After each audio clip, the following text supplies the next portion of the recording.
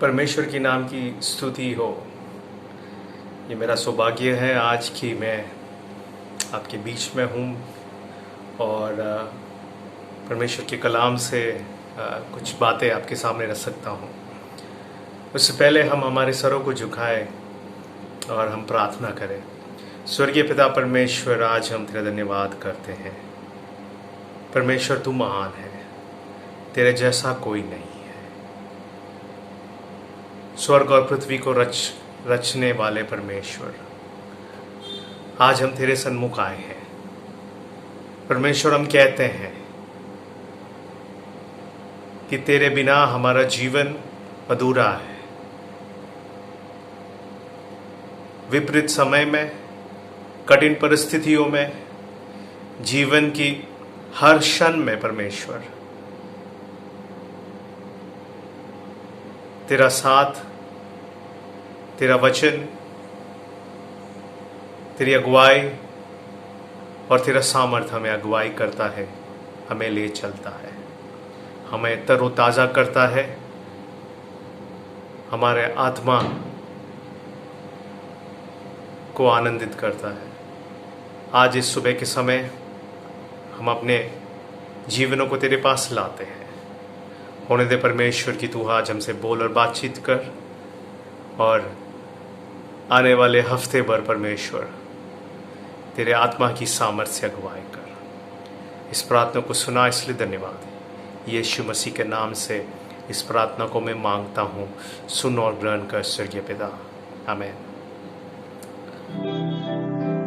पिता तुझसे करता प्रेम और करता स्तुति आराधना, तेरी ओ महिमा इस धरती में, तेरी ओ महिमा, तेरी ओ महिमा,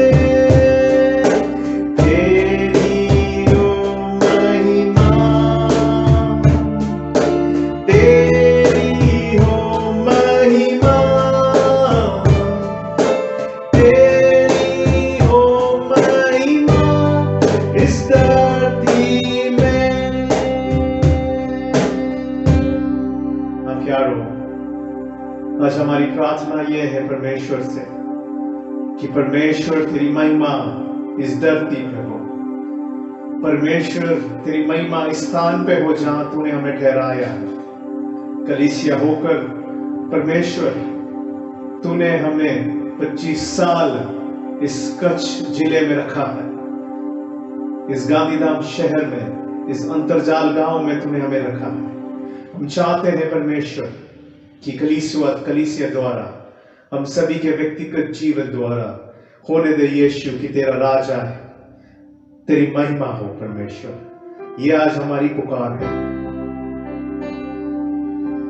और हम जानते हैं परमेश्वर कि तेरे जैसा और कोई नहीं है और तू सिर्फ एकमात्र जीविता खुदावत है। और आज हम तुझे सारी आदर और सारी महिमा हम तुझे देते हैं। महिमा करते हुए अपने हाथ को उठाकर आराधना करते हैं। महिमा करते हुए अपने हाथ को उठाकर आराधना करते हैं। तू है महान, तू करता अद्भुत काम, तेरे जैसा कोई नहीं, तेरे जैसा कोई नहीं। है महान, तू करता अद्भुत काम, तेरे जैसा कोई नहीं, तेरे जैसा कोई नहीं।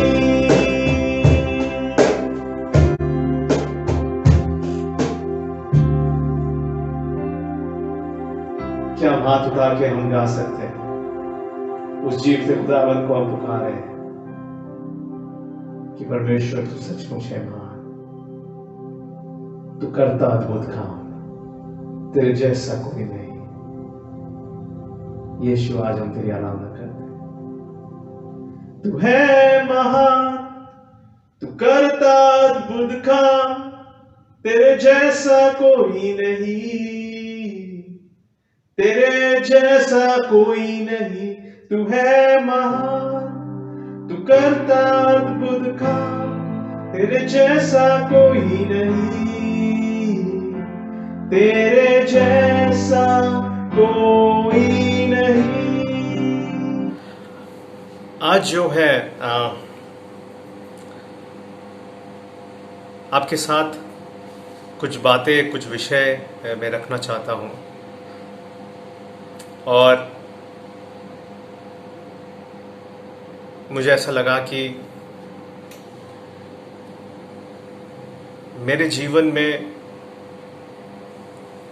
2020 साल ने क्या सीख दी है। हम हर साल से, हर क्षण से, हर घटना से हम कुछ ना कुछ सीखते हैं।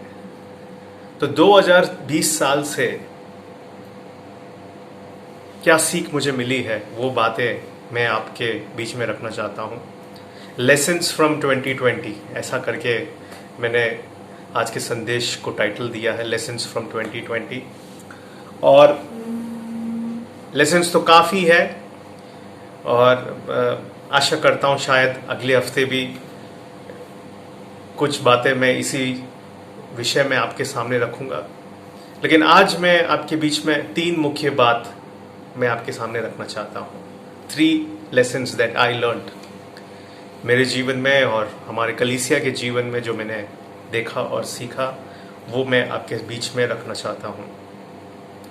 सबसे पहला लेसन नंबर 1 वो ये है कि हमारे पास सब चीजों का उत्तर नहीं है। We do not have the answers for everything. We have not figured everything out. हमारे पास सब चीजों का उत्तर नहीं है। 2020 साल प्यारो आप सभी को मालूम है कैसा गुजरा। हम 31 दिसंबर 2019 को जैसे हम इस साल में प्रवेश हुए तो बहुत ही आशा और उमंग और उत्साह से हम चले। और 2020 साल एक लीप ईयर है, राउंड फिगर है, बहुत सारी आशा है, एक नया डिकेड का आरंभ है, बहुत सारे ख्वाहिशें, बहुत सारे उम्मीदें, सपने लेके हम आए। लेकिन अभी हमने देखा कि शायद इतिहास में, हमारे इतिहास में ऐसा साल शायद हमने कभी नहीं देखा। परिस्थितियां विपरीत थी, भूकंप, फिर साइक्लोन, फिर बहुत सारे विभिन्न प्रकार के परिस्थितियां थी, फिर उन सभी में से हम गुजरे, हम निकले, हम जीवित है। ये 2020 जो साल है वो एक अलग ही टाइप का, अलग ही प्रकार का, कभी दुनिया ने नहीं देखा ऐसा साल है। तो पहला सीख यह है कि we do not have answers to everything, we have not figured everything out. हमारे पास सभी चीजों का उत्तर नहीं है। आज से कुछ महीने पहले मेरे बहुत ही करीब मित्र, मेरे 2 मित्र ऐसे हैं जो कोरोना वायरस के कारण जिनकी देहांत हुई। उसमें एक मित्र मेरा बहुत करीब था और बहुत दिनों तक वो अस्पताल में अपने जीवन के लिए लड़ता रहा। तो उसके मृत्यु के एक दिन पहले मैं उसके घर पे गया और उसकी माता वहाँ बैठी थी और मैंने बहुत ही आशा से भरे हुए बातें मैंने की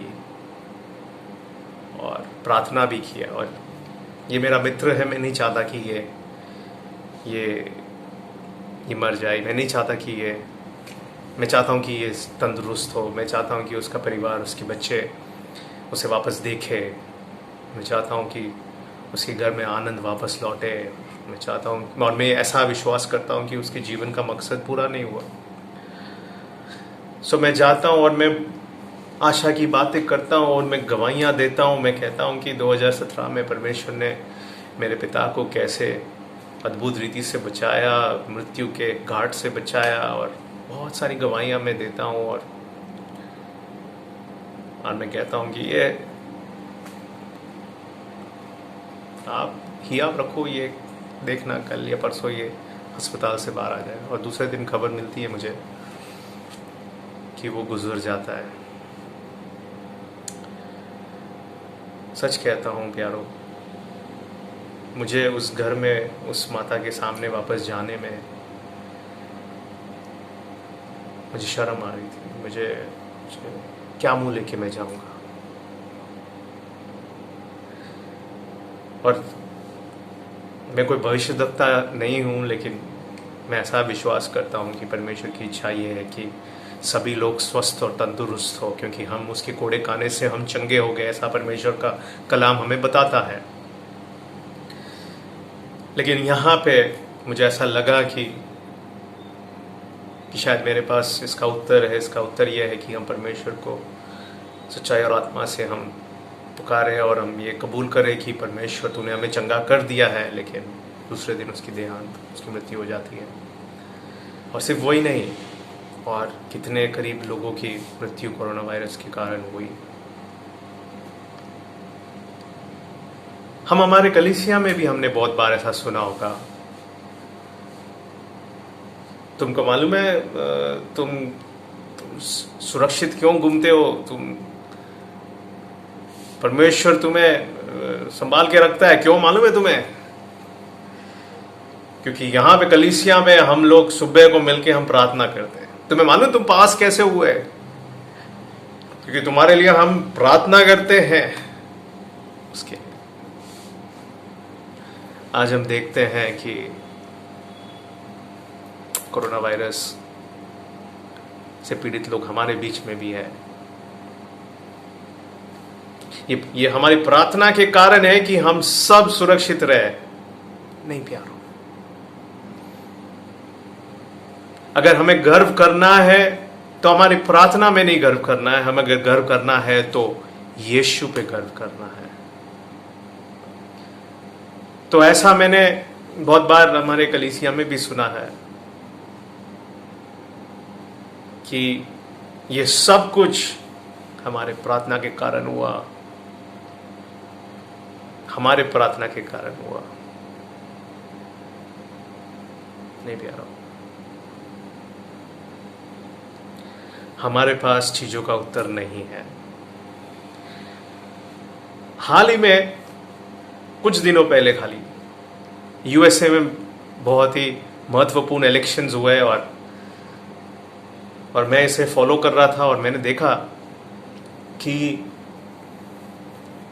2 पार्टियां हैं, रिपब्लिकन पार्टी और डेमोक्रेटिक पार्टी। और चर्च जो है, मसीह लोग हैं, वो रिपब्लिकन पार्टी को सपोर्ट कर रहे थे, डोनाल्ड ट्रंप को वापस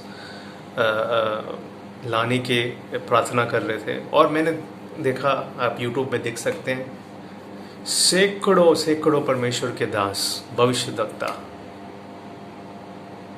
ये आह्वान कर रहे हैं कि डोनाल्ड ट्रंप ही जीतेगा, डोनाल्ड ट्रंप दोबारा आएगा, परमेश्वर ने मुझे ये दर्शन दिया, परमेश्वर ने वो स्वर्गदूत भेजे, परमेश्वर ने ये चीज़ों को स्पष्ट किया, परमेश्वर ने ये किया, हम कह रहे, हमने कर दिया, परमेश्वर के नाम से हम कहते, और हमने जो कह दिया और हमने जो यहाँ बांधा वहाँ बांध गया, पता नहीं क्या क्या। उनके पास इसका तोड़ था। फिर हम देखते हैं कि जो इतने सारे प्रभु के दासों ने, भविष्यद्वक्ताओं ने बोला और कहा, उसके विपरीत एक रिजल्ट आया। कुछ कुछ भविष्यद्वक्ता तो अभी भी कह रहे हैं। कल ही मैंने एक भविष्यद्वक्ता के यूट्यूब चैनल को देखा और कह रहा है कि जनवरी में देखना कौन आएगा, जनवरी में देखना। प्यारो, हमें भविष्यवाणियों के विरोध नहीं, हम भविष्यवाणी के विरोध नहीं है, लेकिन परमेश्वर के कलाम में हम पाते हैं, do not treat prophecies with contempt, test everything. हमें हर चीज परखना है। और कितनी बार क्या होता है, और हम ऐसा नहीं करते कि हाँ ये झूठा भविष्यद्वक्ता है, नहीं, उनका दिल अच्छा है प्यारो, वो कलीसिया को प्रोत्साहन देने के लिए शायद कर रहे हैं, और हमारे नज़रों में, हमारे बुद्धि में शायद ये सही है, ये उचित है कि हाँ ये व्यक्ति अगर आएगा तो इससे परमेश्वर के राज्य की बढ़ोतरी होगी, इसने परमेश्वर के राज्य के लिए इतने सारे काम किए, ऐसा सब चीज़ें हम सोचते हैं हमारी बुद्धि में। लेकिन हम पाते हैं कि 2020 साल में ऐसे और बहुत सारे घटना मेरे जीवन में, जैसे कहा मेरे फ्रेंड के मृत्यु, या हमारे कलीसिया में जो प्रार्थना जो मैं सुनता था, जो बातें मैं सुनता था, उसमें एक बात ऐसी थी कि हमारी प्रार्थना की वजह से तुम्हारे जीवन में तुम सुरक्षित हो। नहीं क्या, बहुत चीजें गुप्त है, बहुत चीजें हमारे समझ के बाहर है। परमेश्वर के कार्यों को परमेश्वर के कार्य इतने महान है, उसको हम हमारे इस छोटे से दिमाग से, इस छोटी सी जो शरीर में जो हमारा प्राण है, वो उसकी महानता को, उसके कार्यों को समझ नहीं कर पाएगा पूरी तरह से। बहुत कुछ चीज़ें हमें समझ में आएगी, लेकिन बहुत कुछ चीज़ें हमें समझ में नहीं आएगी। हम परमेश्वर के कलाम से ऐसा पाते हैं। व्यवस्था विवरण उसका 29 अध्याय 29वां वचन, ड्यूटोनॉमी चैप्टर 29 वर्स 29, गुप्त बातें हमारे परमेश्वर यहोवा के वश में है। गुप्त बातें हमारे परमेश्वर यहोवा के वश में है। बहुत सी बातें गुप्त हैं और वो परमेश्वर के वश में। पुराने नियम में हम पाते हैं कि एलीशा नामक परमेश्वर के महान दास, भविष्यद्वक्ता, अद्भुत कार्य उसने किए। परमेश्वर ने उसको बहुत सारे प्रकटीकरण दिए। उस व्यक्ति के बारे में हम पाते हैं कि शुनेम की एक स्त्री को वो के पास जब वो जाता है, और वो कहानी आप पा सकते हैं दूसरा राजा उसका 4 अध्याय 16वां वचन, और ये कहानी नहीं है, ये हकीकत है। दूसरा राजा उसका 4 अध्याय 2 किंग्स चैप्टर 4 वर्स 16, उसमें हम पाते हैं कि वो जो स्त्री थी वो बांझ स्त्री थी। She was barren, she didn't have children. तो एलीशा ने उससे क्या कहा? तब उसने कहा, बसंत ऋतु में दिन पूरे होने पर तू एक बेटा छाती से लगाएगी। स्त्री ने कहा, हे मेरे प्रभु, हे परमेश्वर के भक्त, ऐसा नहीं, अपनी दासी को धोखा ना दे। से विश्वास नहीं होता। लेकिन फिर हम देखते हैं, वही अध्याय हम आगे पढ़ते हैं, देखते हैं कि ये एलीशा ने जो कहा वो पूरा हुआ। उस स्त्री के घर में एक बच्चा, एक बालक जन्म हुआ। लेकिन हम आगे पढ़ते हैं कि जैसा वो बच्चा बड़ा हुआ, एक दिन ऐसा होता है कि वो खेत में जब होता है और अचानक से उसकी मृत्यु हो जाती है, अचानक से। दूसरा राजा 4 अध्याय, वही अध्याय उसका 27 वचन में, तो जैसे ही उसकी मृत्यु हो जाती है, उसकी माँ क्या करती है, वो फटाफट वो परमेश्वर के दास एलीशा के खोज में जाती है। 27 वचन में ऐसे हम पाते हैं, वो पहाड़ पर परमेश्वर के भक्त के पास पहुंची और उसके पांव पकड़ने लगी। तब गेहजी, जो एलीशा का दास था, उसके पास गया कि उसे धक्का देकर हटाए, परंतु परमेश्वर के भक्त ने कहा, उसे छोड़ दे, उसका मन व्याकुल है। और आगे देखिए क्या लिखा है, परंतु यहोवा ने मुझको नहीं बताया, छिपा ही रखा है। यह महान परमेश्वर का दास अद्भुत चमत्कार किए उसने कहा, और वो स्त्री के जीवन में, उस स्त्री के परिवार में परमेश्वर ने एक बालक से उन्हें आशीषित किया। लेकिन यहां पे हम पाते हैं, जब वो मर जाता है एलीशा को उसके बारे में कुछ नहीं पता होता है। ये जाती है, वो देखता है ये व्याकुल है, फिर भी उसे गुप्त चीजें परमेश्वर यहोवा के वश में है। तो 2020 साल में जो मुझे एक बड़ा सीख मिला वो ये है कि we haven't figured everything out. हमारे पास सब चीजों का जवाब नहीं है, हमारे पास सब चीजों का उत्तर नहीं है। लेकिन हम वहां पे रुकते नहीं हैं। व्यवस्था विवरण 29 अध्याय 29वें वचन, वही अध्याय में हम पाते हैं, गुप्त बातें हमारे परमेश्वर यहोवा के वश में है, परंतु जो प्रकट की गई है वे सदा के लिए हमारे और हमारे वंश में रहेगी। गुप्त बातें परमेश्वर के वश में है, लेकिन परमेश्वर ने बहुत कुछ चीजें प्रकट की है, वह सदा के लिए हमारे वंश में रहेगी। और परमेश्वर ने बहुत सी बातें उसकी जीवित कलाम पवित्र शास्त्र बाइबल में प्रकट किया है। और इसमें हम पाते हैं यीशु मसीह के बारे में, पिता परमेश्वर के बारे में, पवित्र आत्मा के बारे में, पाप के बारे में, उद्धार के बारे में, मोक्ष के बारे में, अनंत काल के जीवन के बारे में, मृत्यु के बारे में।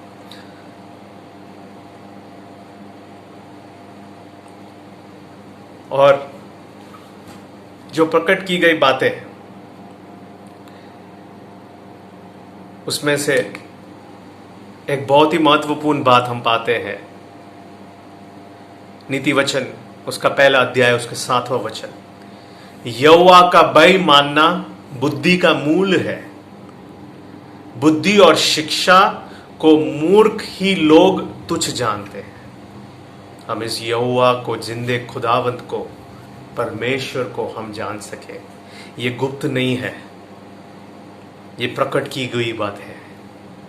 और इस यहोवा को हमें क्या करना है, इसे हमें भय मानना है। और ये जो भय है ये कोई खौफ नहीं है, दिस इज गुड फियर। ये हम उसे जब भय मानते हैं, हम आनंद के साथ हम उसके सामने दंडवत होते हैं। It's uh, it's good fear. Jehovah का भय मानना बुद्धि का मूल है। और नीति वचन में 2 अध्याय उसके 7वें वचन में हम ऐसा पाते हैं, 6वां और 7वें वचन में हम ऐसा पाते हैं, तो तू यहोवा का भय को समझेगा और परमेश्वर का ज्ञान तुझे प्राप्त होगा। हम जैसे यहोवा को भय मानते हैं तो परमेश्वर का ज्ञान हमें प्राप्त होगा, क्योंकि बुद्धि यहोवा ही देता है, ज्ञान और समझ की बातें उसी के मुंह से निकलती है। वह सीधे लोगों के लिए खरी बुद्धि रख छोड़ता है। वह सीधे लोगों के लिए खरी बुद्धि या प्रूडेंस या कॉमन सेंस रख छोड़ता है। जो खराई से चलते हैं उनके लिए वह ढाल ठहरता है। 7वें वचन में मैं फिर से पढ़ता हूं, वो सीधे लोगों के लिए खरी बुद्धि, कॉमन सेंस रख छोड़ता है। गुप्त चीजें मुझे मालूम नहीं, लेकिन कॉमन सेंस ये बताता है कि कोरोना वायरस अगर हो तो हमें क्या करना चाहिए। चारों ओर अगर हो तो हमें छाती फैल के मास्क बिना, सैनिटाइजेशन बिना चलना चाहिए? नहीं। यहोवा मेरे साथ है, मुझे कोई गति नहीं है, चाहे मैं घोर अंधकार नहीं। कॉमन सेंस ये बताता है कि मैं अपने मुंह पे मास्क रखूं, क्योंकि ये गुड फियर है। मैं नहीं चाहता कि और किसी के द्वारा मुझे ये वायरस आए। मैं नहीं चाहता कि मेरे द्वारा और किसी को ये वायरस आ जाए। मैं हाथों को सैनिटाइज करता हूँ। अभी सैनिटाइजेशन में भी आप देखो, हर सैनिटाइजर के ऊपर लिखा है 99.9% प्रोटेक्शन। आप कहेंगे 100% प्रोटेक्शन तो है नहीं, लेकिन 99.9% तो कॉमन सेंस है। तो हम हमारे हाथों को सैनिटाइज करते हैं, हम सरफेस को हम डिसइंफेक्ट करते हैं। इतने सारे प्रोडक्ट्स आए, हमें 95 मास्क पहनते हैं। लेकिन प्यारो, ये बात आपने ध्यान रखना है कि इन चीज़ों के ऊपर हमारा भरोसा नहीं है। ये तो कॉमन सेंस है, ये तो परमेश्वर ने प्रकट किया है कि ये करोगे तो क्या होगा। ये कॉमन सेंस है। दुनिया की तरह आप ना बने, क्योंकि पहला नीति वचन, पहला अध्याय, उसके 7वें वचन में हम पाते हैं, यहोवा का भय मानना बुद्धि का मूल है। बुद्धि और शिक्षा को मूर्ख लोग ही तुच्छ जानेंगे। तो बहुत सारे लोग आप पाएंगे आपके मित्रों में, आपके अड़ोस पड़ोस में, बहुत सारे लोग पाएंगे जो ये सब को बिल्कुल तुच्छ जानते हैं। लेकिन प्यारो, हम ऐसे नहीं हैं। हमें ख्याल रखना है। गुप्त बातें हैं। कोरोना वायरस दिखता नहीं है, समझ में नहीं आता कैसा फैलता है। बहुत सारी बातें, गुप्त बातें हैं साइंटिस्ट के लिए, रिसर्च टीम्स के लिए। आज भी खोजबीन है, वैक्सीन के बारे में भी खोजबीन चालू है। लेकिन प्रकट तो ये है, और ये कॉमन सेंस है, और ये प्रूडेंस है, और ये खरी बुद्धि है जो परमेश्वर की ओर से है। वो ये है कि हमें ख्याल रखना है और अपने आप को और औरों को इस वायरस से संभाले रखना है। तो पहली जो सीख थी वो ये है कि हमारे पास सब चीज़ों का उत्तर नहीं है, लेकिन हाँ, परमेश्वर ने कुछ बातें प्रकट की है। और उसमें से एक बात जो हम इस साल के लिए हम लागू होता है और आगे वाले सालों में भी लागू होगा, वो ये है कि परमेश्वर ने हमें कॉमन सेंस दिया है। उसके वचन से हम पाते हैं और हमें उस पर खरे उतरना है और परमेश्वर के उस चीज, परमेश्वर के उस वचन को हमें मानना है, और हमारे जीवन में हम परमेश्वर का अनुग्रह हम देखेंगे। दूसरा जो सीख जो मैंने पाया, और ये मेरे लिए जीवन में और कलीसिया के जीवन में मैं समझता हूँ उचित है, वो ये है कि हमारे हृदयों का, ये हमारे अंदर के मनुष्य, the inward condition matters more than the outward appearance. हमारे अंदर का मनुष्य, हमारा प्राण, वो कैसा है, वो ज्यादा महत्वपूर्ण है, और न कि वो कि जो बाहर दिखता है। हम भजन संगीता 42 उसके 4 अध्याय में हम ऐसा पाते हैं, कोरा के पुत्रों ने ये भजन संगीता गीत जो है इन्होंने रचा है। उसके 4 अध्याय, साम्स 42 वर्स 4, उसमें हम पाते हैं, मैं भीड़ के संग जाया करता था, मैं जय जयकार और धन्यवाद के साथ उत्सव करने वाली भीड़ के बीच में परमेश्वर के भवन को धीरे धीरे जाया करता था। यह स्मरण करके मेरा प्राण शोकित हो जाता है। आज हमारा भी शायद ये अवस्था है। एक समय पे हम चर्च में जाते थे और वहाँ पे जो अनुग्रह था, वहाँ पे जो उत्साह था, वो जो संगीति थी, मजा आ जाता था। हम चार्ज हो जाते थे, हमें आनंद ही आनंद हो जाता था और हम उत्साह से हम हर इतवार हर रविवार के लिए हम बाट जोते थे. We used to wait for it Sunday, go to church and बहुत अच्छी बात है. लेकिन हम अभी काफी दिनों से, काफी महीनों से हम हमारे घरों में हैं.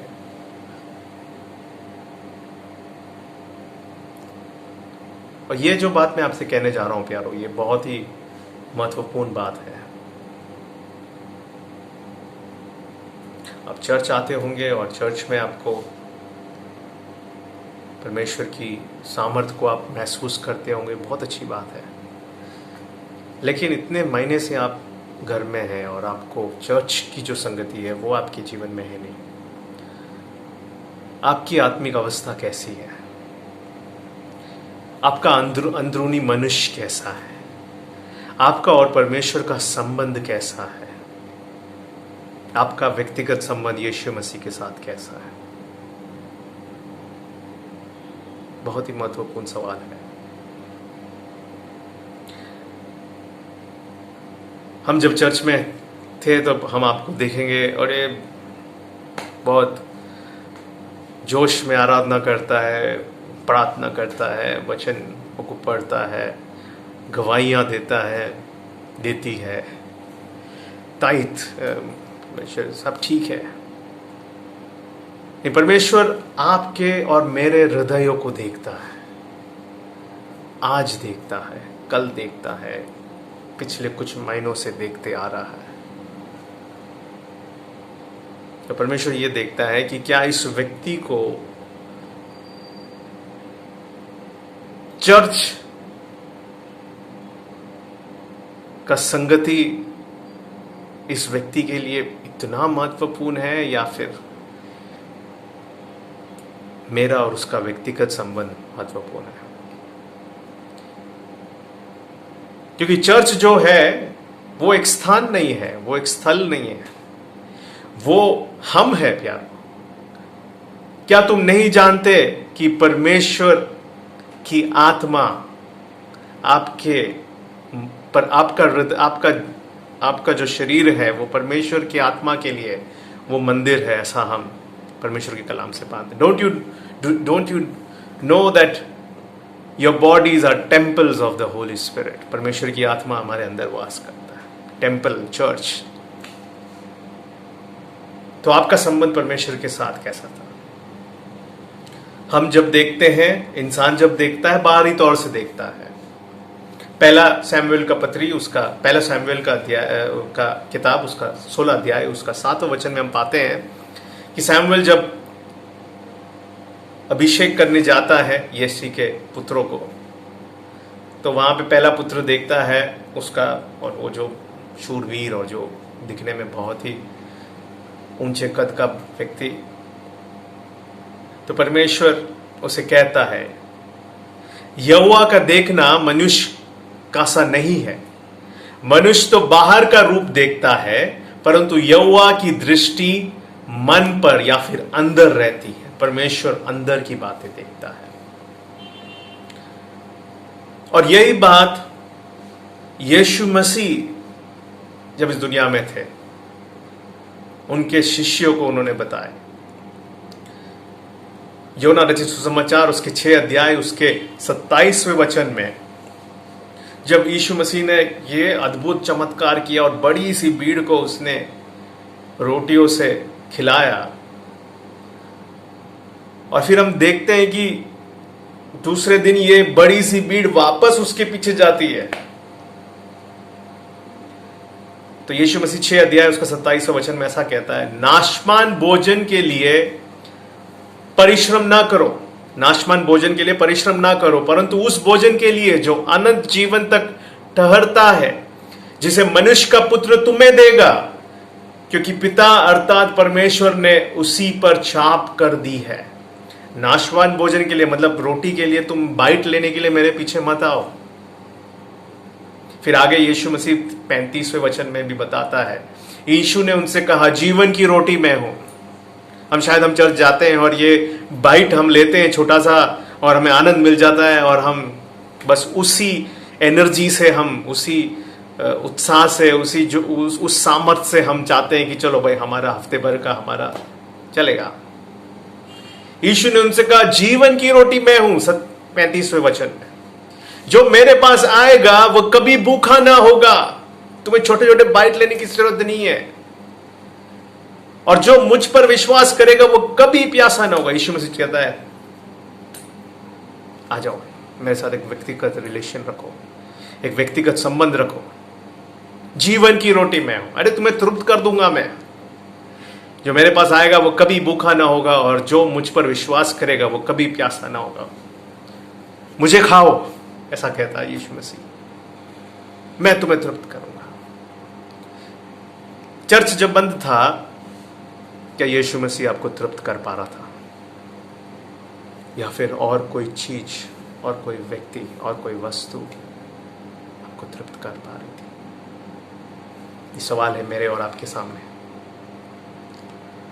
और जब यीशु मसीह ऐसे सीधे मुद्दे की बात जब करता है, तो इसमें लिखा है कि ये जो भीड़ में से बहुत सारे लोग थे जो उसके अनुगामी थे, जो उसके चेले थे, उसके हम 66वें 66, 67, 68 वचन, योना समाचार 6 अध्याय 66 वचन, 66वें वचन में हम ऐसा पाते हैं, इस पर उसके चेले में से बहुतेरे उल्टे फिर गए और उसके बाद उसके साथ न चले। फिर यीशु मसीह अपना ध्यान उसके जो बहुत ही करीब 12 जो शिष्य थे उनके पास वो लेके जाता है। वो कहता है, तब यीशु ने उन 12 से कहा, क्या तुम भी चले जाना चाहते हो? समन पतरस ने उसको उत्तर दिया कि हे प्रभु, हम किसके पास जाएं? अनंत जीवन की बातें तो तेरे ही पास है। अनंत जीवन की बातें तेरे पास है। क्या अनंत जीवन की बातें जो यीशु मसीह के पास है और यहां पे गुप्त नहीं है, पूरे रीति से प्रकटीकरण किया गया है, क्या इसने 2020 में आपको सामर्थ और हिराव दिया, आपको ले चला कि आप कलीसिया में सुनाए गए 45 या 1 घंटे के जो वचन है उसी से आपने आपका काम चलाया? आज वो नहीं है शायद, या यूट्यूब से है आप, लेकिन क्या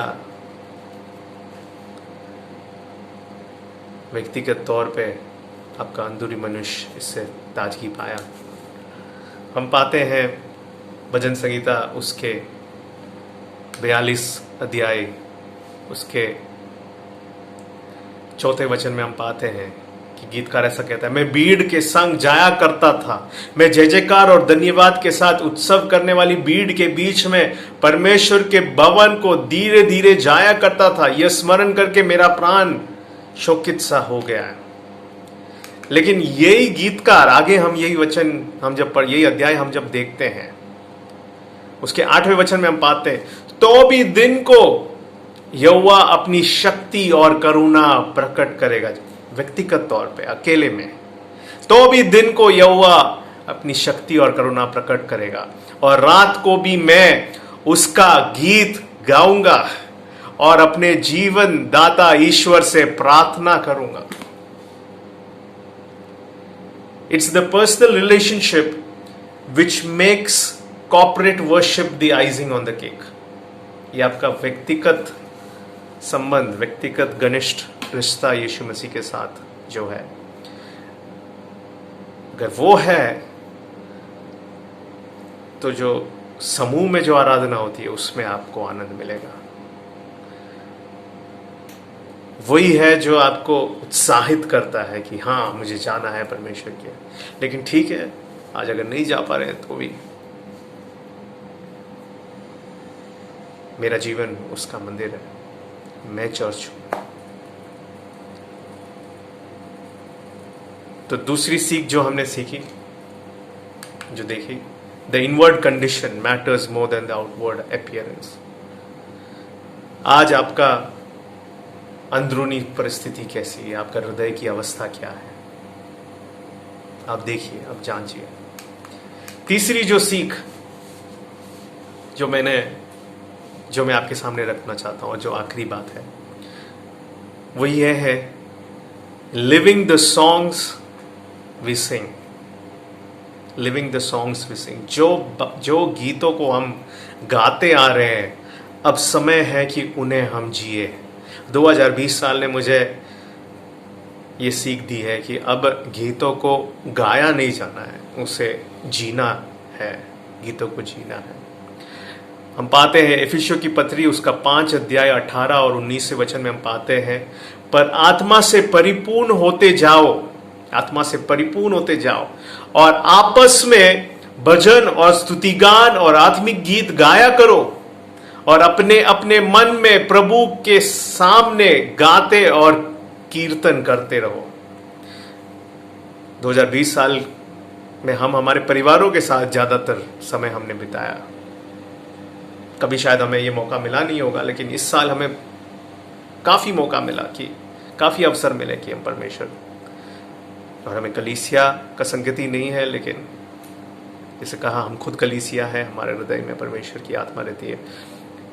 परमेश्वर के वचन से हम क्या पाते हैं, पर आत्मा से परिपूर्ण होते जाओ और आपस में, परिवार में, आपस में, पति पत्नी, बच्चे और माता पिता, आपस में भजन और स्तुतिगान और आत्मिक गीत गाया करो और अपने अपने मन में प्रभु के सामने गीते और कीर्तन करते रहो। तो ये समय है, ये साल ने मुझे ये सिखाया कि गीतों को तो हमने गाया और हमें चर्च में गाया, व्यक्तिगत जीवन में गाना है, लेकिन उससे भी ज़्यादा आत्मा में जैसे हम बढ़ते हैं तो उन गीतों को हमें जीना है। इसका मतलब क्या है? हम गाते हैं, अंधेरा हो हावी मुझ पर, यीशु ही मेरा आधार। 2020 साल में बहुत अंधेरा था, आज शायद आपके जीवन में अंधेरा है।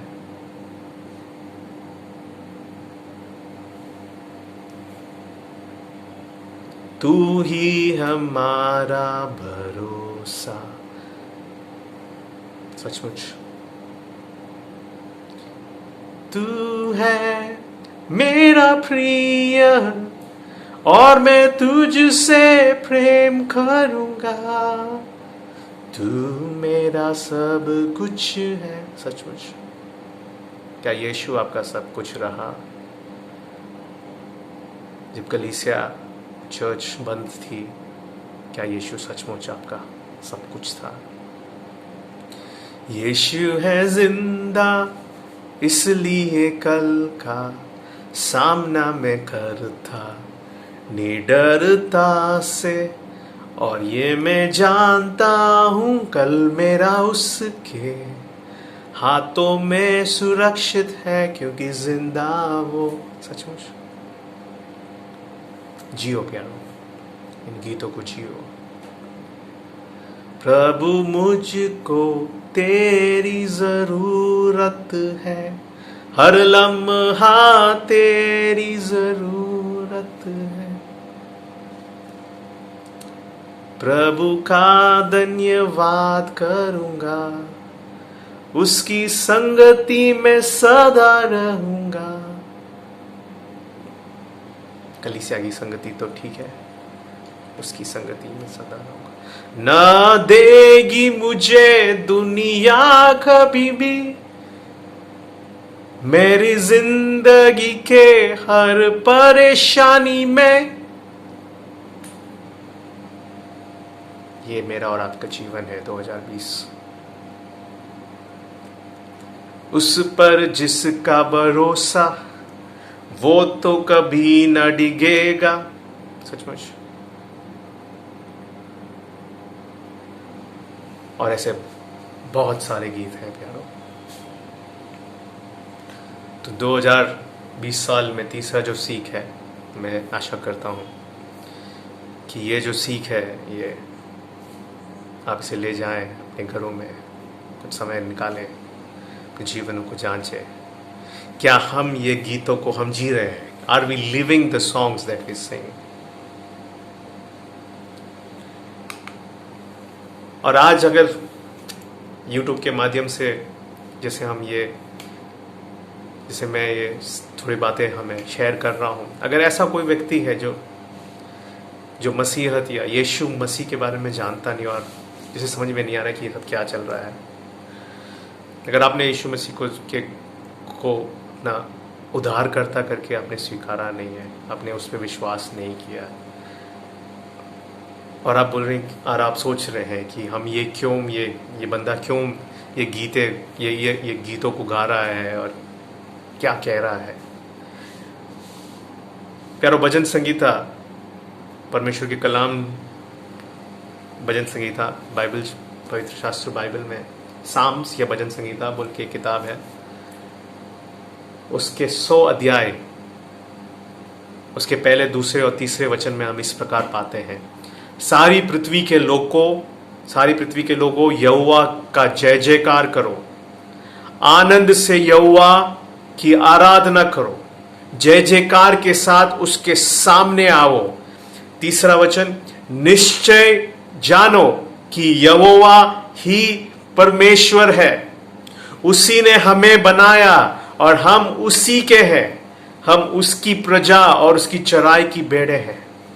निश्चय जानो, हम क्यों गाते हैं, हम क्यों आराधना करते, क्योंकि हम निश्चय जानते हैं कि यहोवा ही एकमात्र परमेश्वर है, उसने हमें बनाया और हम उसकी प्रजा, उसकी चराई की भेड़ें हैं। Acknowledge that the Lord is God, He made us and we are His। अगर 2020 में अगर हमें कुछ सीख मिली है वो ये कि हमारे पास हर चीजों का उत्तर नहीं है। आपको और मुझे ये नहीं मालूम कि नॉर्मल लाइफ कब होगी, आपको और मुझे ये नहीं मालूम कि हमारे बच्चे, जो छोटे बच्चे हैं, वो स्कूल कब जाएंगे और कब खेलेंगे और कब भयभीत नहीं होना पड़ेगा। आपको और मुझे ये नहीं मालूम कि कोरोना की वजह से मृत्यु की आंकड़े 0 कब होंगे। ना मेरे पास इसका उत्तर है, ना आपके पास इसका उत्तर है, ना किसी प्रशासन के पास इसका उत्तर है, ना किसी राज्य के पास इसका उत्तर है। और ऐसे समय पे बहुत सारे जनों को जब कुछ समझ में नहीं आता है तो उनकी आशा वो खो बैठते हैं। बहुत सारे लोगों ने अपने नौकरियों को खोया, आर्थिक परिस्थितियां, बहुत सारे परिवारों की हालत खराब है, फिर नाना प्रकार की मुसीबतों और तकलीफों में से हम जब गुजरते हैं और आशा की कमी हम महसूस करते हैं, तो परमेश्वर के कलाम में हम पाते हैं, पवित्र शास्त्र बाइबल में हम पाते हैं, सबोपदेशक बोल के किताब है, उसका 3रा अध्याय, उसका 11वां वचन, उसमें ऐसा हम पाते हैं, उसने मनुष्यों के मन में अनादि अनंत काल का ज्ञान उत्पन्न किया है। God has put eternity in the hearts of man। परमेश्वर ने मनुष्यों के मन में या हृदय में अनादि अनंत काल का ज्ञान उत्पन्न किया है। अनादि अनंत काल, हमेशा हमेशा, इटर्निटी। इसका मतलब यह है कि होप या आशा वहां नहीं है, होप और आशा हमारे हृदयों में है। अनादि अनंत काल का आशा दिया है।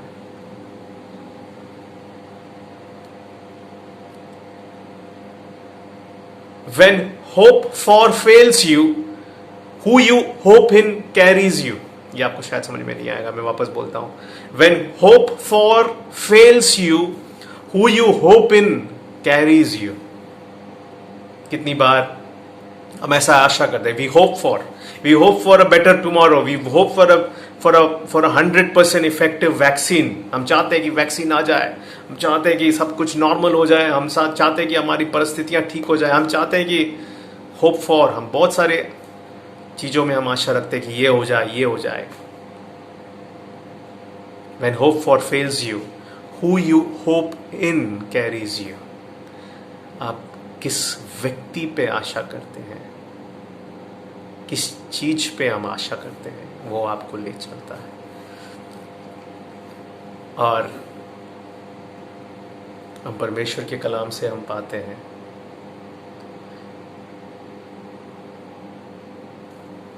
इस बाइबल के आप पहले पन्ने को हम देखते हैं, उसमें हम पाते हैं इन द बिगिनिंग गॉड, आदि में परमेश्वर। और इस कलाम के इस किताब के आखिरी पन्नों पे जब हम आते हैं तो हम देखते हैं कि ये परमेश्वर अपनी प्रजा, अपने लोगों के साथ अनंत काल के लिए वो रहता है, अनंत काल के लिए वो वास करता है। और वहाँ पे ना रोना है, ना दुख है, न पीड़ा है, न क्लेश है, न कोरोना वायरस है, न मृत्यु है। Hope is a anchor for the soul. आशा जो है वो एक लंगर है हमारे प्राणों के लिए। आपने समुद्र में शायद देखा होगा, अगर आपको समुद्र में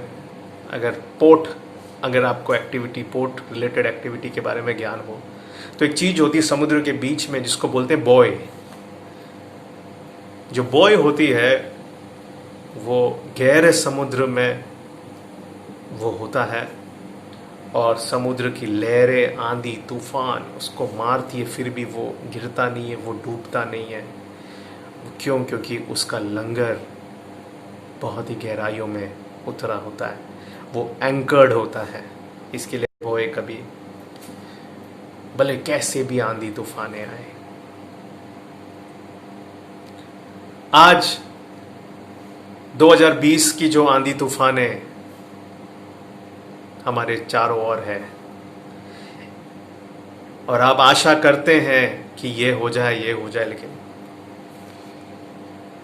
अगर आपको जो चीज ले चलेगा वो ये है कि आपकी आशा किस व्यक्ति पे है। When hope for fails you, whom you hope in carries you। ये मेरा सौभाग्य है, और मैं जानने वाले बहुत व्यक्तियों का सौभाग्य है कि हमारी आशा यीशु मसीह पे है। यीशु मसीह जीवते खुदावंद का पुत्र इस संसार में आया, मेरे और आपके खातिर उसने अपनी जान को गंवाया। हम सब परमेश्वर जिंदे खुदावंद की महिमा से वंचित थे, हम उससे नहीं जानते थे, लेकिन परमेश्वर ने अपने निष्पाप यीशु मसीह अपने पुत्र को भेजा और उसने मेरे और आपके खातिर हमारे पापों को उसने अपने ऊपर ले लिया और कलवरी क्रूस पर उसने मौत सही। और उस समय कलवरी क्रूस पे हुआ ये कि ये जो हाथ आप देख रहे हैं ये, और मेरा और परमेश्वर के साथ का जो संबंध है पाप के वजह से वो टूट गया था। यीशु मसीह आता है और जगत का पाप अपने ऊपर ले लेता है, और मेरा और आपका परमेश्वर के साथ संबंध फिर से पुनर्स्थापित हो जाता है हमेशा हमेशा के लिए। और हर दिन हम आशा के साथ जी सकते हैं, चाहे ये दुनिया में कैसी भी परिस्थिति हो, क्योंकि उसने हमारे हृदय में अनंत काल उसने हमारे हृदय में रखा है। और हम जानते हैं कि ये दुनिया जो दिखती है ये नाश होगी एक दिन। यहाँ पे कुछ भी चीज परमानेंट नहीं है, हमारे जीवन भी परमानेंट इस दुनिया में नहीं है, लेकिन हमारा आत्मा और प्राण हमेशा के लिए उसके साथ जी सकता है स्वर्ग में, अगर आज हम उसके ऊपर विश्वास रखें तो, आज उसे अगर हम अपने जीवन में अपनाए तो। एक वचन में पढ़कर उसके बाद में अपने संदेश को अंत करने जा रहा हूँ। रोमियो का पत्री उसका 15 अध्याय उसका 13वां वचन में हम पाते हैं, सो परमेश्वर जो आशा का दाता है, ये यीशु मसीह कौन है? आशा का दाता है, आशा का सोत्र है। तुम्हें विश्वास करने में सब प्रकार के आनंद और शांति से परिपूर्ण करे, कि पवित्र आत्मा के सामर्थ्य से तुम्हारी आशा बढ़ती जाए, चाहे परिस्थिति कैसे भी हो। ये जो आशा के दाता को क्या आप आपके जीवन में आज, जैसे आप मेरे द्वारा आप परमेश्वर के वचन जैसे सुन रहे हैं, क्या आप इस आशा के दाता, इस यीशु मसीह को अपने जीवन में अपनाना चाहते हो? अगर वो आपके जीवन में आएगा तो यीशु मसीह कहता है, चोर आया है चोरी करने, हत्या करने, घात करने। ये कोई साधारण चोर इंसान के बारे में नहीं कह रहा है, ये शैतान के बारे में कह रहा है, जो आपके जीवनों को तबाह कर देगा, जो आत्मिक तौर पे आपको तबाह कर देगा, जिसका मकसद है कि आप स्वर्ग में अनंत काल के लिए परमेश्वर के साथ वास न करें। चोर आया चोरी करने, हत्या करने, घात करने, लेकिन मैं आया हूं तुम्हें जीवन देने और बहुतायत का जीवन देने। ऐसा जीवन जहां पे चारों ओर आंधी तूफान हो, फिर भी आपका लंगर इस यीशु मसीह वाले आशा में आप गड़े हैं, कुछ नहीं होगा। रोमियो का पत्री उसका 15 अध्याय 13 वचन। सो परमेश्वर जो आशा का सोत्र है, आशा का दाता है, तुम्हें विश्वास करने में सब प्रकार के आनंद और शांति से परिपूर्ण करने की पवित्र आत्मा की सामर्थ्य से तुम्हारी आशा बढ़ती जाए। आज अगर आप इस परमेश्वर के साथ एक रिश्ते को स्थापना करना चाहते हैं, तो हम अनुरोध करेंगे कि आप अपने स्वरों को झुकाएं और मेरे पीछे ये प्रार्थना करें। स्वर्गीय पिता, मैं आज तेरे पास आता हूं।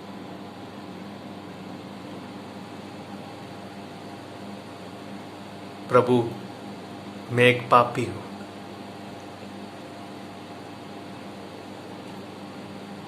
यीशु मसीह, मैं अंगीकार करता हूं